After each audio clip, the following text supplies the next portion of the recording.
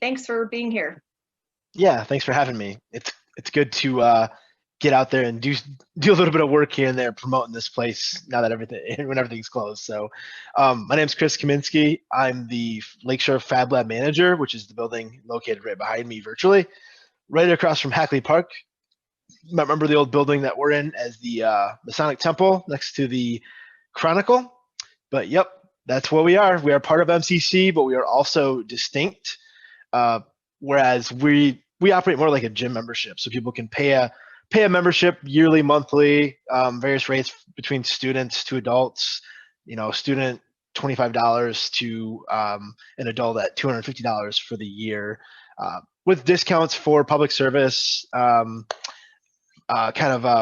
retired educator type rate for $100 for the year. That includes any like robotics coaches, community mentors, stuff like that, just to kind of get people in. We've been open for about 2.5 years now. Actually, I just got a work anniversary for being hired 3 years ago this week. So, and we've done all types of stuff, and that's kind of what I'm going to show you in this presentation.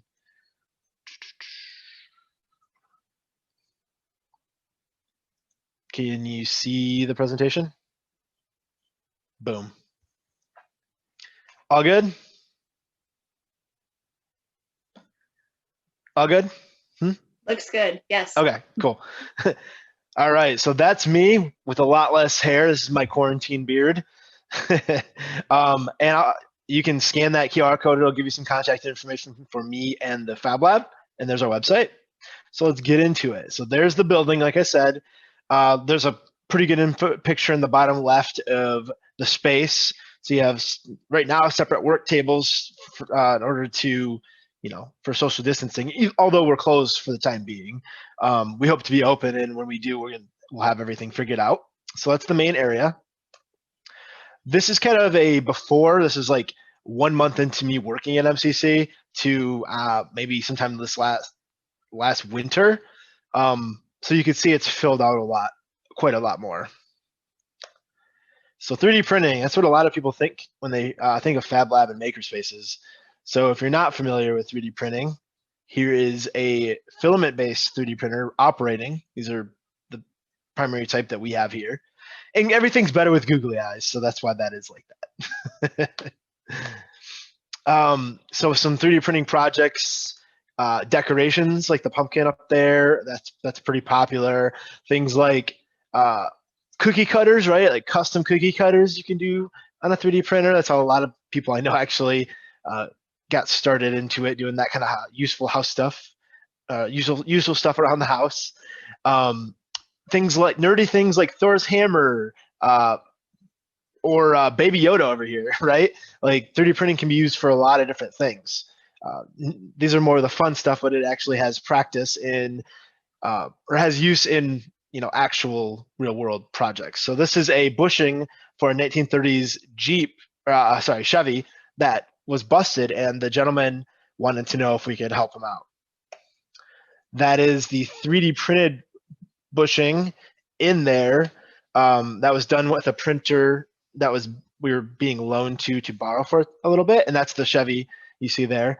So we were able to solve a real world problem. This guy who has this car that doesn't get parts made was able to keep his car running longer for car shows by using 3D printing at the Fab Lab. This young gentleman, he had an idea for a piece, like a specific type of furniture, and you can see his prototypes there that we helped him make. This was another prototype for a dental tool.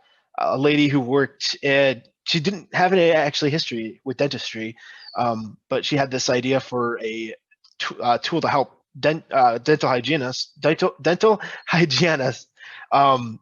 work on people's mouths, and this is the first early version of that. This is a 3D printed idea come to life of somebody in our Fab Lab.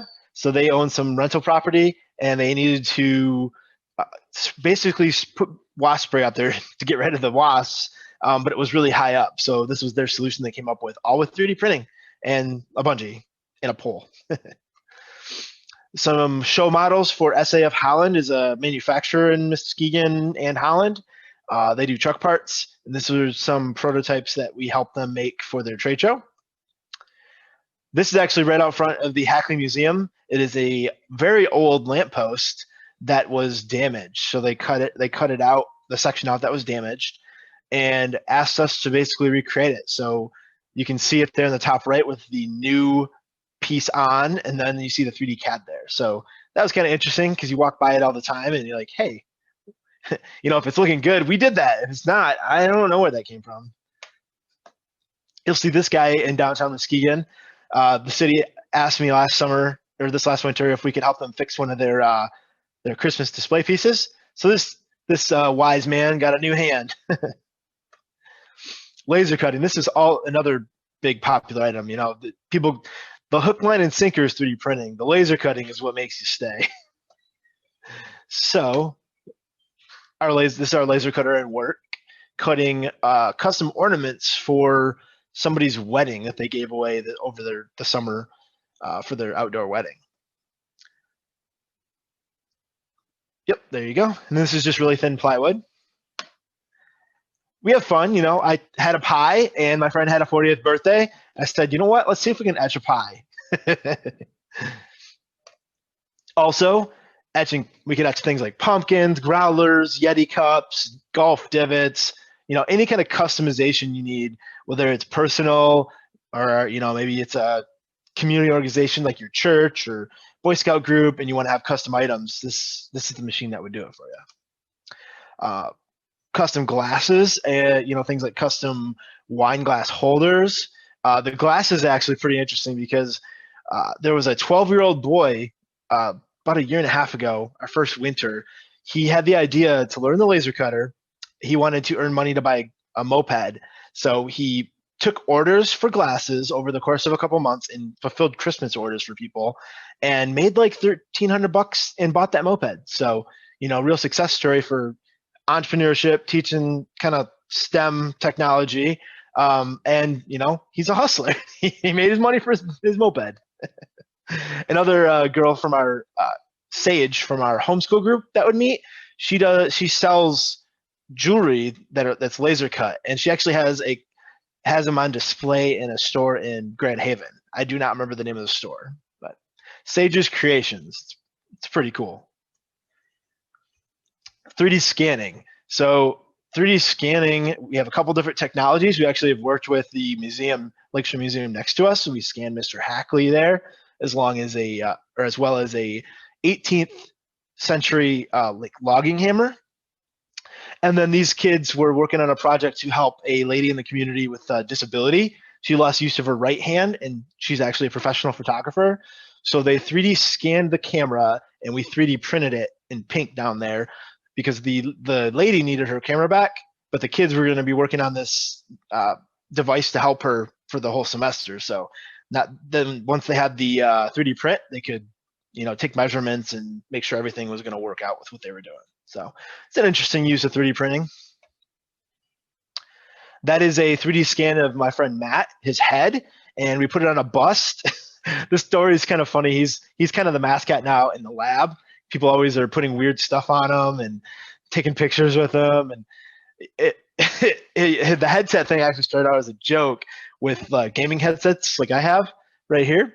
He wanted a place to put his headsets. He wanted a place to store them when he wasn't using them. So I said, well, why don't we scan your head and I can 3D print it so when you're not using them on your head, you can put them on the bust. Well, his wife thought it was creepy, so now it lives at the lab. That's like Fab Lab lore right there. You guys are privy to it now. All right. This is probably my favorite machine. Next to 3D printing, I love the earthy feel of cutting like wood. So this is a CNC router. We have a 4x8 shot bot. This is the guy in action. So here, these are it's essentially pallet wood, which is kind of scary to cut, but we're pretty sure we missed all the nails. So this machine's good for cutting, wood for like furniture. This is actually going to be an outline of Michigan. So art decor, you can do signs. You can cut pretty much any material except metal, and it will cut some light metal, but we don't really use it for that. It's really good for wood. something about the smell of wood chips. And that's the piece cut out. Couple things this thing's good for. Furniture. You could make a lot of furniture like the stools. We were prototyping a stand-up desk, as you can see in those two pictures there. So that was kind of a internal project of the lab. These heart boxes, they were done on the router as well. And you can see down there, it is engraved in the bottom right corner. Those are popular for Valentine's, Mother's Days. You know, everybody loves them. You can make signs like the Clipper sign. This is a wooden 6-pack holder that I actually designed up for a friend's wedding. I wanted to give him a custom gift that I designed filled with, Michigan themed beer, and that turned out pretty good.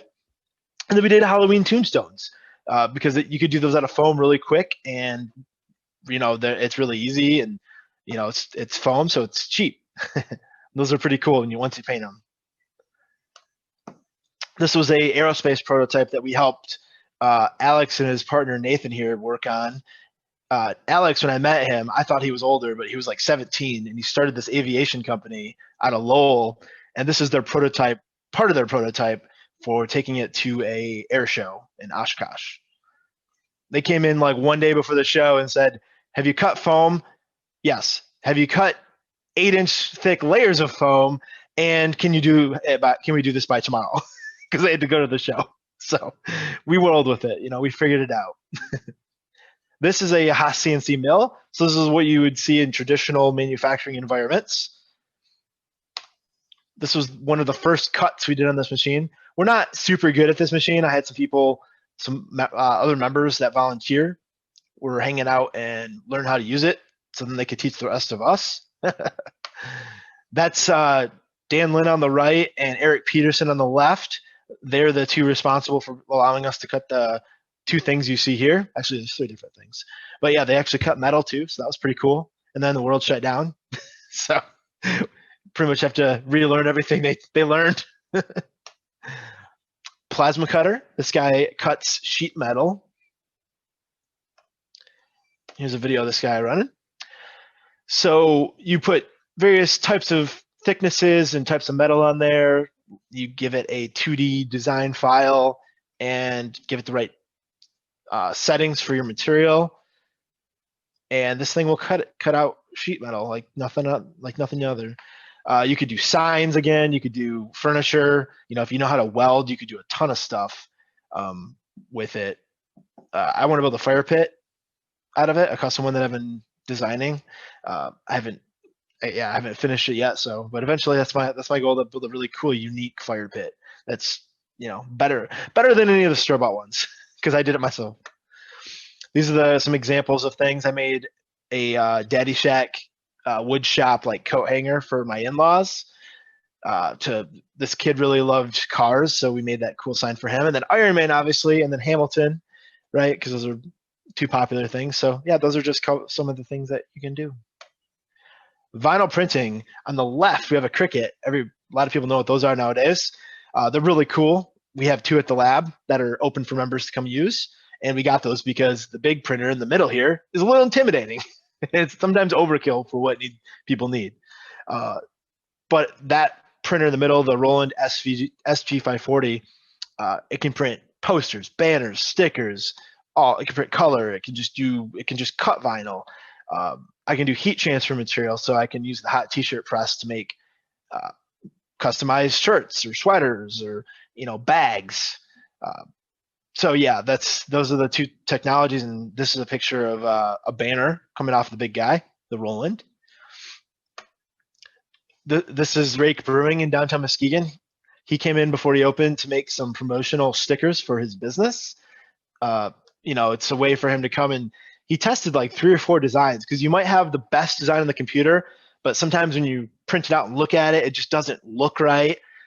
So he actually printed out like 5 different designs, small batches, and was able to figure out which ones he actually wanted to sell. So, and he didn't have to have a order minimum quantity like he would on a website. He was able to come right down to the Fab Lab, get it done.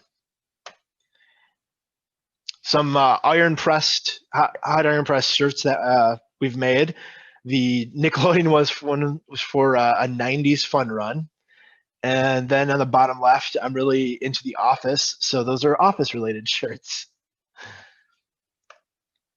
Other things you could do, this year I did some funny tombstones. If you can't see it, it says "Here Lies 2019. We miss you."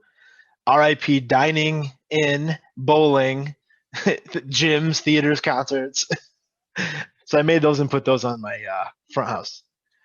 The bottom left was a camper graphic from a 50s glamper. Um, the ones that people fix up to look real nice now, and all the rage. So an in-law of mine had one of those and didn't have the vinyl, so I hired somebody to help me basically redesign based on pictures, and then I was able to print that vinyl sticker off at the lab.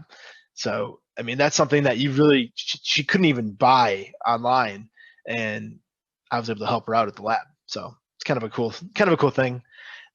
One of our students at the homeschool program, she's very good at drawing the cute little sloth family you see. And we were able to take that, scan it into the computer, and digitize it so that we could print out high quality window clings for it. I even have one of those in my house actually because I thought the picture was too adorable. We printed out this vinyl for the cornhole games. Brain fart of what they were. So that was done on the Roland. And then here I'll get into a couple of the success stories. I can take a break here real quick if anybody has any questions on any of what I just talked about. I don't see any of the chat stuff. Whoopsies.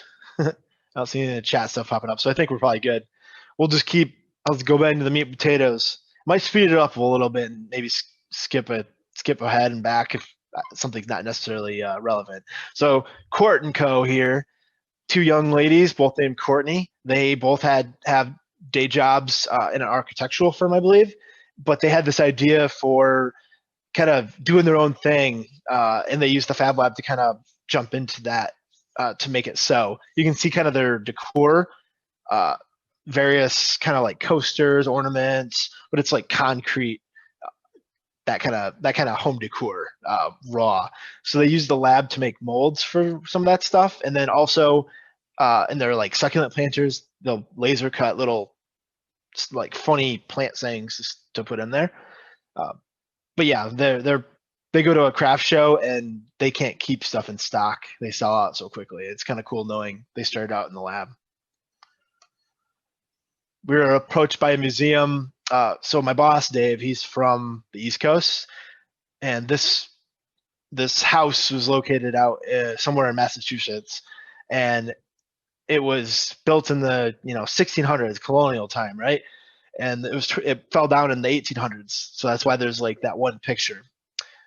So we took this blueprint and the picture, and we helped them recreate a model that they could have on display in their museum section on colonial times. That turned out pretty good. The LST 393, a lot of people on the Lakeshore know about this.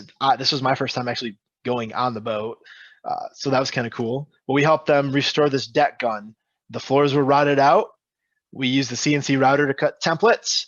We actually used the vinyl plotter to cut templates first, and when we got the vinyl would fit, then we cut some wood templates. And then when we knew that would fit, we cut the metal pieces, and it still didn't line up. So we did everything with our power, and we still had to like cut a bunch of metal on the fly. But just goes to show you, I guess it's the old adage, measure twice, cut once isn't always true. So a lot of this wouldn't be possible without members or member volunteers, people that, maybe they are members that help out, or maybe they just are in the community. They come to my call when I need it. So these are just some of their faces of the people that have been involved since the start. A lot of the people couldn't make this particular volunteer thank you event, so they're not necessarily in the picture, but they're listed in the bottom too. Yeah, the place it wouldn't exist without the help of any one of these individuals. The real thing about the Fab Lab is community. That's why this COVID stuff's hard, because it kind of like ripped this community apart, and a lot of them moved on, and a lot of them won't come back, just because life changes, right? it's Fab Lab hasn't been in their mind for 8 months. So I'm gonna need more members that want to help out. So when we open up, y'all come on down, help fill some of these voids. This was interesting and a personal effort done by myself and some individuals in West Michigan. A lot of people that I connected to through the Fab Lab, but this wasn't an official MCC endeavor. We were 3D printing PPE, like face shields, as you can see there. And I started doing it with people in Muskegon and Holland. And then next thing I know, we had like a website, and 3DC19 was like formed, and we were making hundreds of thousands of face shields for people, all by donation basis.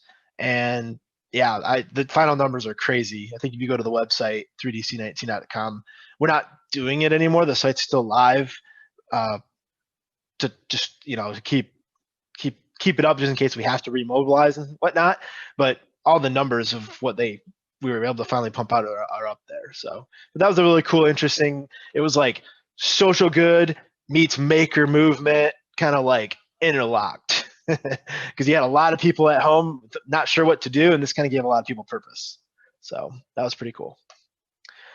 That was it. That is me. You can connect with me on LinkedIn. You can follow the Fab Lab.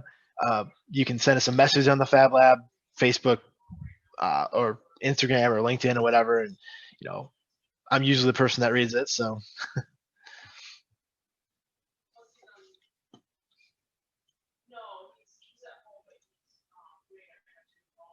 yeah.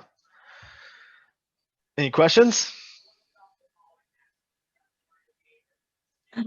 Excuse me, Chris, the Fab Lab is open to the public, not at the moment, but when life sort of gets back to normal. Right. Do people need to make appointments? Can they just stop in? How does that process work? Well, it used to be come on down whenever, but yeah, now, hopefully in the springtime with the vaccine helping, right? Like we'll be able to do more like in-person type stuff. It's all going to be probably appointment based. So our new website that we're working on will have the ability for people to book it. I might set a certain time, like every week, boom, this chunk of time might be dropping if somebody wants to come in. But other than that, it's going to have to be mostly by appointment. And yeah, LakeshoreFabLab.com. I would say honestly, keep on the Facebook or the Instagram or LinkedIn, just because our website's going to be up and down over the next 2 months here, because we're going to be working on a new one. So hopefully we don't actually just kill our website, but yeah. Chris, this is Jeff. I'm one of those guys who knows a little, so I'm dangerous. And when I want to run a 3D print or maybe the router, can I generate that at home and bring it in on a USB, or how would I do that? Oh yeah, there's tons. So the cool thing about the maker movement now is there's like a ton of ways to do stuff. There's a lot of free software. The idea would be that you would essentially want to become a member of the Fab Lab. You could do a monthly or the yearly. But some people just have one project they want to do, and they're like, all right, $40 for the month. Let's get this done. Let's try this thing out. And if they want to convert, to a year after that, I usually let them. So, but yeah, you would essentially come down. We could give you a one-on-one training session for the router or the 3D printers, and after that, you can consult with us kind of as needed. We'll make sure your abilities are good before going forward. Usually takes like the router. It usually takes people 2 or 3 times of using it to kind of get comfortable with it. And yeah, I mean, we'll watch over your shoulders to make sure no one's gonna hurt themselves, and you're safe and keeping everybody else safe. But we're teaching you how to use the equipment. So is there already a library or a list of the equipment? So if we want to read up on it or Yep. start playing virtually with whatever apps or videos are online or Oh yeah. simulators, like I'll bet there's some sort of simulators, huh? So a lot of the stuff that you use at the lab uses what's called vector files, which are just like 2D graphic files. It's like an illustration based file. So like if you're doing like Adobe Illustrator, you know, you're working on vector files. So there's free versions of that software. Inkscape. If you Google Inkscape, it's freeware. It's been around forever, and it's a free vector program. And there's tons of YouTube on it. So with that program, you could use it to design for, you know, stickers for the vinyl. You could use it to design for the laser cutter. You could use it to design for the router or the plasma cutter. Basically, that file it's versatile. The only thing it doesn't really work for is 3D printing, which, you know, then you need a 3D software. And I would recommend Fusion 360. That one is huge in the community because they have a free maker hobbyist level license, and it's pretty crazy what you get from them for free. One of the projects I've wanted to do is a geographic, a topographic of the Duluth Harbor, because I was involved in a sonic problem there with the with the foghorn, and I wanted to scale it out like we've seen the Lake Michigan or various lake topographic displays. So I know online there's tutorials on how to transfer that into a file, but then I bring that to the router and make different layers of for You the could do topography. Yeah. Here I have one actually that I did up. So this is a lake map that I did. So I just took the geographic lake data and basically just made different depths for, Right. you know, the depths of the lake. You could do it that way, or you could do it in full layers and stack them. For the full layers and stacking, you're going to be really looking at using the laser cutter, which Okay. I think I have an example on here. Yeah, this guy. So this is probably more like what you were thinking, but I've seen this done with like Michigan and various lakes. Yep. So yeah, the laser cutter is good for this kind of stuff because it's really quick, you know, and usually I'm doing it thin so I can, you know, stack a bunch without it being too ridiculously high. Yeah. So this is at an 1/8 inch plywood. You put a reference pin in each layer or something. Exactly. Yeah. That's what Okay. exactly. Yep. Cool. Yeah.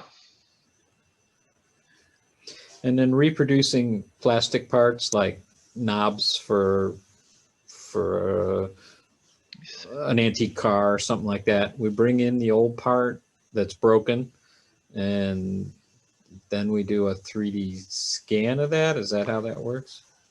Not necessarily. So like what we did with the bushing with this guy. Yeah. Where is it? There we go. With the bushing I talked about for the Chevy, you know, it was broken to the point where we could put it back together and basically just, you know, took calipers, which is like a fancy accurate ruler for the layman of everyone out there, the average people.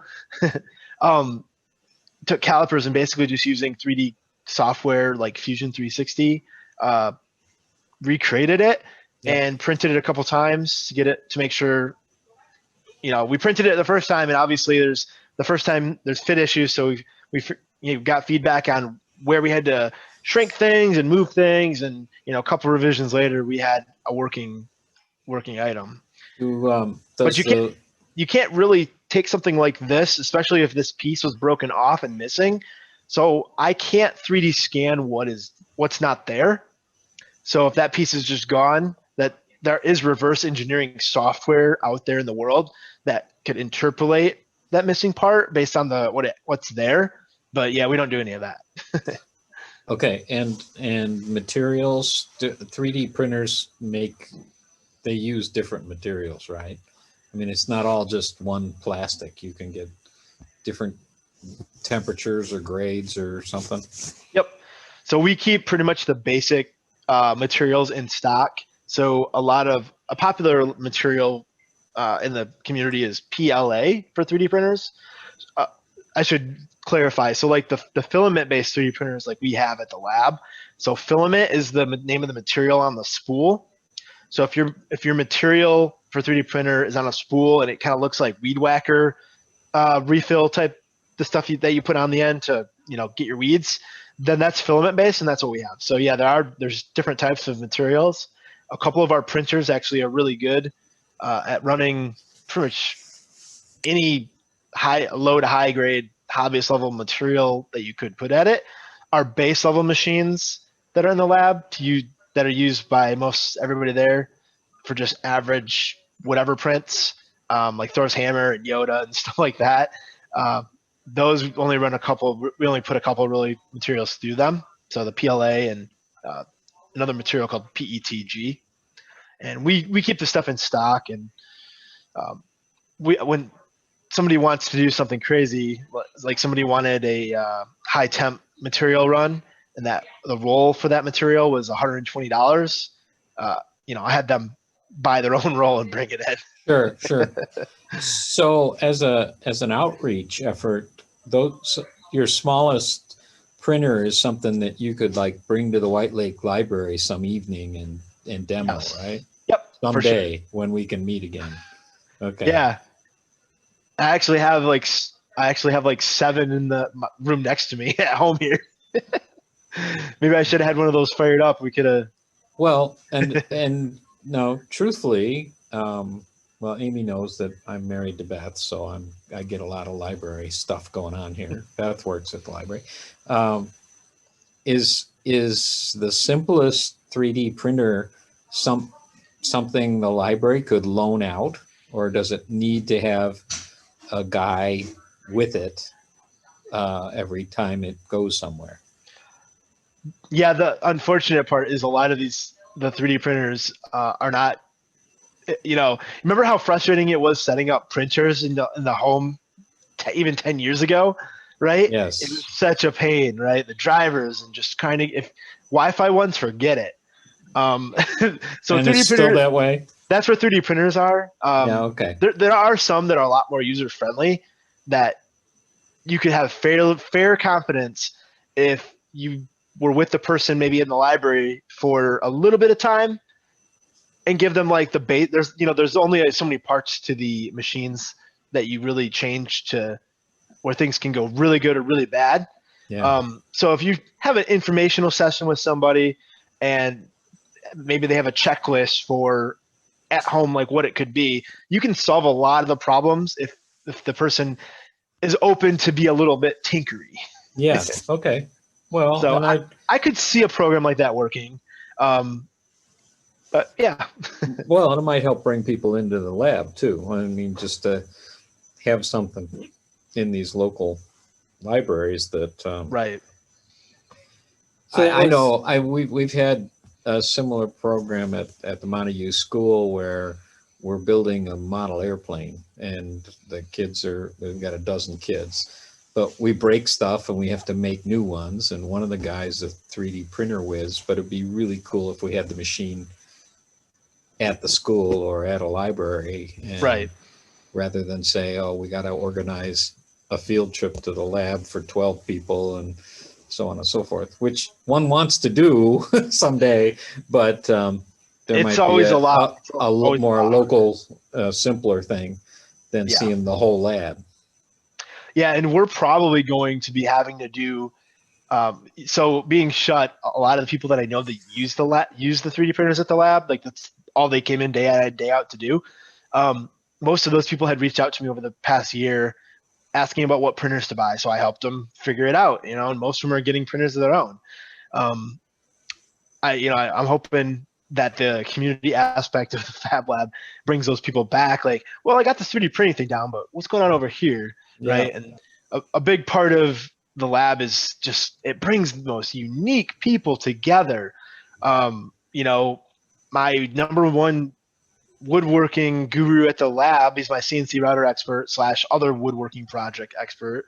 He's a retired doctor, right? That just loves this maker community, you know? And I've had retired civil engineers, you know, a retired chemistry teacher has been involved with the Fab Lab since the get-go. And, you know, there's a guy, he walked in off the street my first winter when the lab wasn't open yet, getting stuff set up. Walked in like, what is this building? Fab Lab. And I started talking to the guy. He had just retired and moved to Muskegon from Hollywood, and he worked as a movie prop builder. So big movies like Jurassic Park, the Flintstone movies from the 90s, he worked on those, you know, and like Waterworld, and just like some of the new ones were Pirates of the Caribbean. But this guy had been worked on all these big movies, you know, that I've mostly had seen, and he just walked in off the street to check the lab out.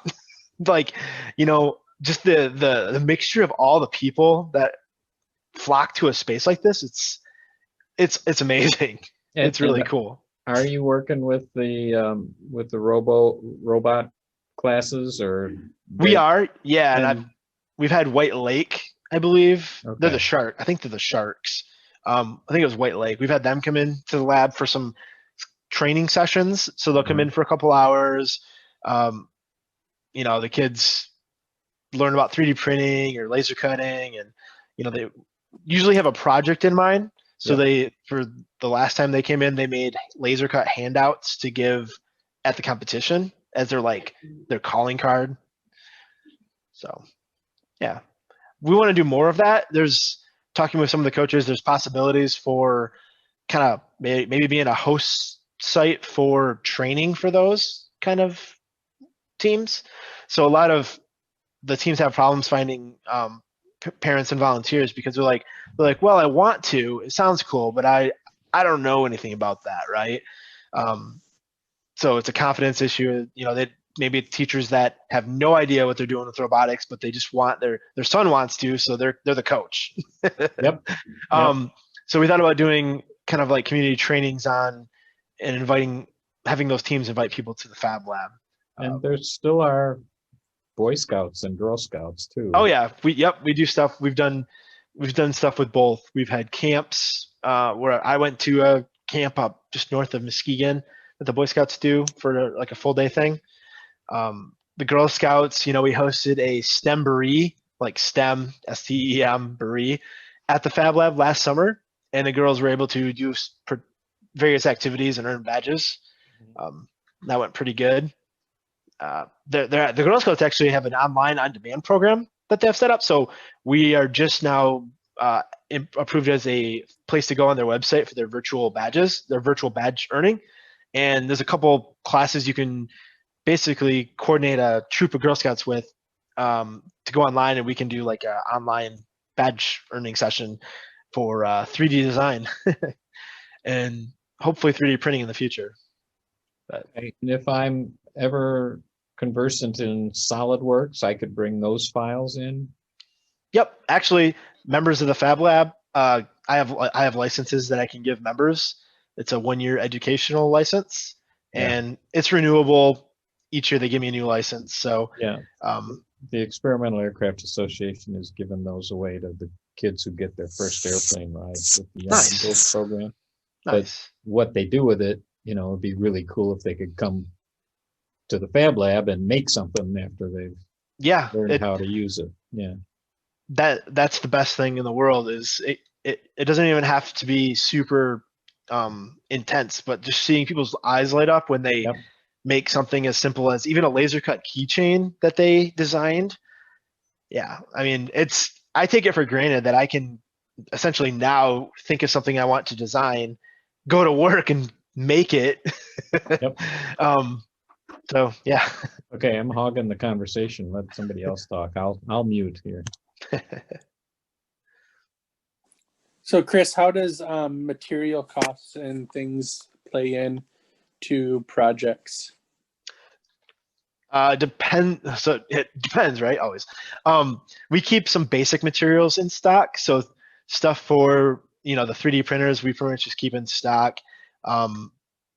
I we don't charge after we only charge after 5 hours on our 3D printers. So if somebody comes in and does like a 4 hour long 3D print, whatever, like, now if they do 10 of those, I might have a conversation with them. But essentially for that, we really just charge the cost of the material, the cost of the filament. Right. We give people a leeway from the $1 to $5 because I was sick of writing invoices to people for $1.50 and $2. So yeah. But like, do you guys have like sheets of plywood on hand or sheets of steel, or not, is that we have stuff that some. you'd have to bring in? We have some. So we do keep some basic MDF, some basic plywood, like 1/8 inch, 1/4 inch, 3/4 inch. Might keep some Baltic birch in. That's all in our wood area, but it's kind of a mismatch. A lot of the scraps, I pretty much just let people have at it, right? Especially if they're learning a machine. I'd rather have them cut into an old crap piece of plywood that somebody donated to us for a test cut, right? Versus their $400 piece of mahogany they just bought. Yeah. So we do have a lot of material like that for scraps.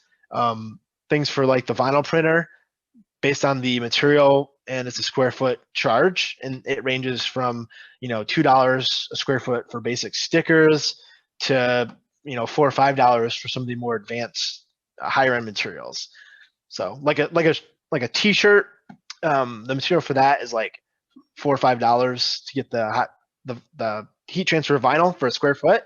And people are like, well, that's kind of expensive. I'm like, well, yeah, but you think about a shirt, you really only use sometimes a square foot. Yeah. So, yeah. And then for the laser cutter, we keep acrylic in stock and thin 1/8 inch plywood. And it's all cut to size for people to use readily on our machine. And, the plywood for the biggest sheet, it's like $3 for a 2 foot by 1.5 foot sheet. People can you can go to Home Depot, have them cut this material down to size as well. I've done that. So yeah. Right. Usually if Cool. people have an idea for like I don't know, woodworking stuff, I've learned a little over the past couple of years. And the first time I made like a carving, actually I made that 6-pack holder. I used cedar, thinking it would have a nice kind of earthy look to it. Well, I did some really intricate carving on it, and that didn't really work out well because cedar chips really easily. Yeah, it's almost too soft. Exactly, and I didn't know that. So I ended up using pine, and it worked really well. My woodworking guru expert, Dr. Dave, he's the one that helped me with the poor choice of wood. But I'll have people talk with him because he knows that should I cut this out of black mahogany or white mahogany or whatever, he'll know. Yeah. So yeah. I'm the thing that caught us is we want to do some like letter puzzles we've seen on Etsy and stuff with our kids' names in them. They're starting to learn how to spell their name, and so we saw that the Fab Lab had a CNC router, and it's like, well, that's the exact tool that you need to do that with. Awesome. So that was kind of the bit that caught my eye that you guys had, and sounds like a pretty cool operation that you guys have got going. Cool. Yeah, just a cool resource for the community. We can't wait to get back to it. I just put my email in the chat. Christopher.Kaminsky, Kaminsky with a Y, at Christopher.Kaminsky at muskegoncc.edu. You can send me a message on that. I mean, I'm interested to see what you were talking about. Send me a message with it, and I can have a better idea with the puzzle name things and how to do something like that. But most people, that's exactly how it starts. Is they'll see something on Etsy and they'll be like, "How can I get this made?" And we figure it out. And I go to Etsy and I'll see stuff I like, and I'm like, "Oh yeah, I'm definitely copying this." I do that with craft shows. I go, "Oh, I can't buy that at the craft show. I'll go home and make it." Yeah, I have a way to do it. Exactly. My wife calls me out now. She's like, why do you take all these pictures? You're never going to go back and make that. She's right. But now when she hates walking with me at those craft shows, or anything like that, because I'll be walking around and be like, hey, babe, what? Hey, babe, what? Oh, I know, you can make this. I'll be like, they're selling this for $60. I was like, I can make this for like 10. Exactly. Nice. Yeah. But yeah, it's, need to try. We'll probably start doing some more virtual online workshops. Did some in the winter or in the summer and then the fall. Didn't necessarily catch on, but it actually was nice to have. So we have a YouTube channel as well. Here, I'll share my screen and I'll just show that real quick. If I can find it. My window's closed. That would happen. Let's see. Anyways, if you go to lakeshorefablab.com, the video that actually shows off some of these things I talked about tonight. What is the Fab Lab? But there's other training. There's those videos, like some trainings on there and stuff. To learn some of the basic machines. And yeah, I'll probably start doing some more of those basic, like quick 30-minute 101 intro videos for more equipment here. Now it's winter, people might be looking to actually do stuff indoors. And yeah, the videos for me, it's always nice to have on record. Like, hey, how do I do this? I don't know. Go to this video.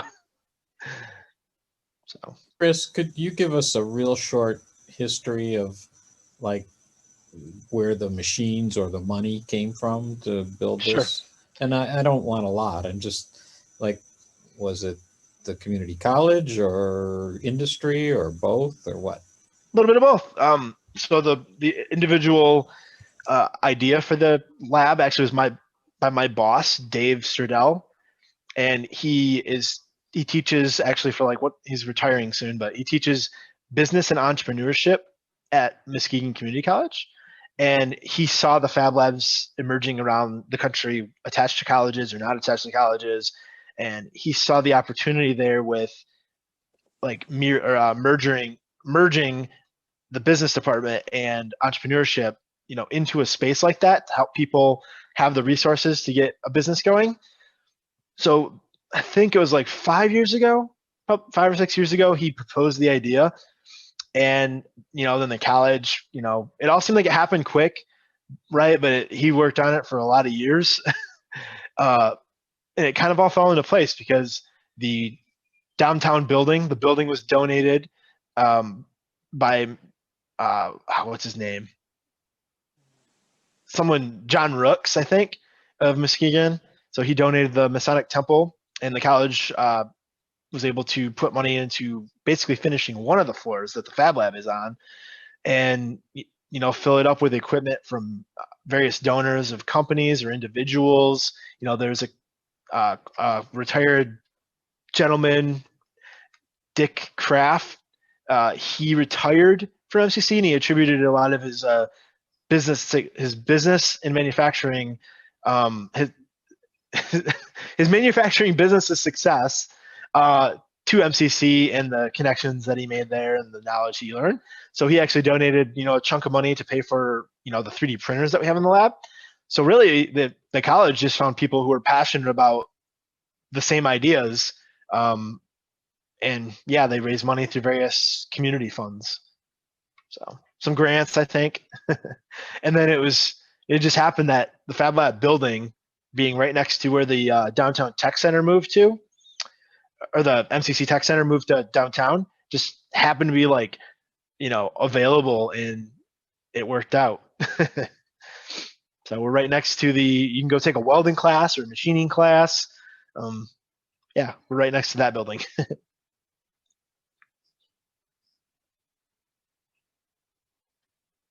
Yeah, it's hard for these kind of spaces to kind of keep their feet because there's a lot of community nonprofit based maker spaces that don't exist anymore because it's a hard business model. You really have to, be in it like most businesses, right? You're not going to be profitable or anything for a couple of years. Especially with a maker lab, it's hard to it's hard to get people to think that in that way. Even, I'm used to the traditional consumer experience of, I want this bookshelf. I go to the store where bookshelves are, and I buy this bookshelf. Well, nobody told me there was this option where I could design this really cool one with like metal and lasers and, Yeah, but it's the capital cost that's so Yep. hard to manage over time. Yep. So it sounds like that's under control here, at least for a while. Yep, at least for a bit. Right now we're actually trying to figure out what's the next thing we need to, we want to be cutting edge with the lab.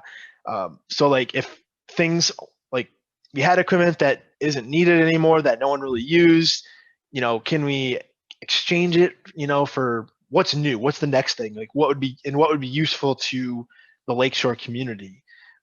So we're kind of evaluating that now, and this whole quarantine life kind of limits some of our aspirations. We had this really cool idea of having a virtual reality, augmented reality lab, using Microsoft's new HoloLens 2, and having a couple of those set up where people could come experience them, use maybe it's developing software for their business to utilize them, but having that accessible to the community. Well, those are kind of like really bad right now for COVID, because you have to put this thing on, right, that you don't know who else is touched, and you're bringing people into a small room to do the experience thing. And so yeah, we're as cool as it would be, we're kind of holding it on that now, because we don't know how long it'll be bad where we can't shake hands again. So is this equipment fairly recent and new, or is it a lot of it? I guess for learning the basics, it doesn't really get obsolete. It's just newer is cooler often, but Right. it doesn't need to be the latest and greatest to get a lot done. Yeah, there's not too much. I mean, the basic 3D printers that we have in the lab, the basic ones, I use them at home here. They're big in the maker communities. I can't really. The laser cutters are always going to be laser cutters. They're always going to be cool. The technology of stuff, the technology that's in the lab, other than 3D printers, has probably not changed in 40, 50 years. Routers have been around forever. Plasma type cutters have been around forever. Lasers have been around forever. 3D printing is the only thing that kind of just blows people's mind now. And it's becoming more mainstream. What is your age range as far as kids and being able to come in and experience or do a project? I've had probably 4, 5, 6-year-olds come into the lab. Usually they're wowed by the 3D printers, but also bored with how long it takes. So we'll put them into like we have some virtual reality headsets. Those, the 3D pens, the laser cutter. They like to watch, Iron Man get cut on the laser cutter, stuff like that. But yeah, we've had youngins come in. A 6-year-old is probably not going to be operating the laser cutter anytime soon. But yeah, I know some 8 and 9-year-olds that were a part of our homeschool program that I would trust running the laser before I would trust some adults I know. Yeah. Yeah. So yeah, all age range really. I mean, you're probably looking in that 8+ range region to like they'll really get into it. Younger than 8, they're probably like, oh, this is cool, but I'm bored. Yeah. My nephew's in that 8, or I guess he's 10, 12 now. Oh yeah, he's my nephew's age. He's really into the whole computer coding and computer software side of things, but also is interested in the mechanical building side of things also. So it kind of plays into that. Oh yeah, a cool place to him to experience. Got to get him using one of these Raspberry Pis that everybody uses. They're really popular. You can build. I'd like me a Raspberry Pi. Yeah, it's like a little smart computer. Oh. 35. Yeah, I know. $35 for it, and you have like a basic personal computer that you could use to build a robot. You could use it even as a laptop or a desktop, really. You could use it to automate stuff in your house, all kinds of cool stuff. It's about the size of 3 matchboxes. Right. Yeah, I think I've seen when my buddy of mine is doing a computer coding class for college, and he had it and he brought it over. He's like, yeah, this is what we turn into school every day. And he plugs it into the TV and he's got his whole computer set up. And it's like, Jeez. wow, that's crazy. But Yep. They're pretty cool devices, and we have a ton of them. So Chris and Amy, so this video is going to be on the library website. Is that what you're going to do? That's to be determined. And Okay. it will be on our YouTube site initially, and then we're still playing with if we can get it on the actual adult page. It's going to be there. If not, we'll link it on Facebook. So Yeah, just thinking. I'm just thinking of my buddies, my geek buddies, and I say, how do they see what Chris showed us tonight? So I'll watch for that. Show us to your geek buddies. Show us to your non-geek buddies. Because even people who necessarily don't want to like get in the nitty gritty, right? They don't want to like. They're like, I don't necessarily want to learn how to design everything from scratch. I just want some cool stuff. We do workshops that I would liken to, like the wine and canvas things, right? Like go with your friends, paint to an art studio. You're painting, you're like, I've never painted a thing in my life, and this looks like a dog, but it's actually the moon. But that's kind of what we do. But that's a wine, obviously. We're school. But you do have a coffee maker, don't you? We sure do. Okay. Yeah. Can't have a shop without a coffee maker. you got to have a coffee maker when you have a 3D printer. It takes that long. Yep. Patience too. Now, if you had an order of, say, 5 cups for a wedding or something that you wanted engraved, could we drop them off and you guys do them, or is it something that you have to do yourself? No, we do that as well. We've helped do glasses, especially now, or T-shirts or whatever. Yep, when we're gonna open, whenever we can open for curbside, right? We'll be doing that like crazy because that's the only thing we can do. Nice. But yeah, I mean, people want to come in to learn them. I've set up appointments where someone literally just wants to do the glasses. And they don't want to join, but they just want to learn how to do it and see it done. They'll come in and, they essentially do it with us and then go on their way. Nice. Yeah. But yeah, it's a cool space. Well, thanks, Chris, for all of this information. This is great. I was telling Chris at the beginning, I have a son who's involved in robotics, and that's kind of how I learned about all of this. And I think it's just such a great resource that we have locally. And eventually, once the world reopens and we get back to something that looks like normal, hopefully we can take advantage of all of the great things that you have there. Yeah, I'd love to come do an in-person presentation and bring whatever equipment I can. Sounds good. We'll have to pencil that in for when life gets back to normal. The 2021 calendar should just have like floating appointments. Like it could be this day or this day or this. But to be awesome. Determined. Right. Well, thank you everyone for coming. We appreciate it. It's good to have so many people here. And like I said, we will have that recording available. Hopefully it'll be up tomorrow, but it will certainly be there in the next day or two. So thank you so much for being here. Thank you, Chris. Have a great night, everyone. Take care. And we'll see you. We'll see you soon somewhere. See you soon somewhere.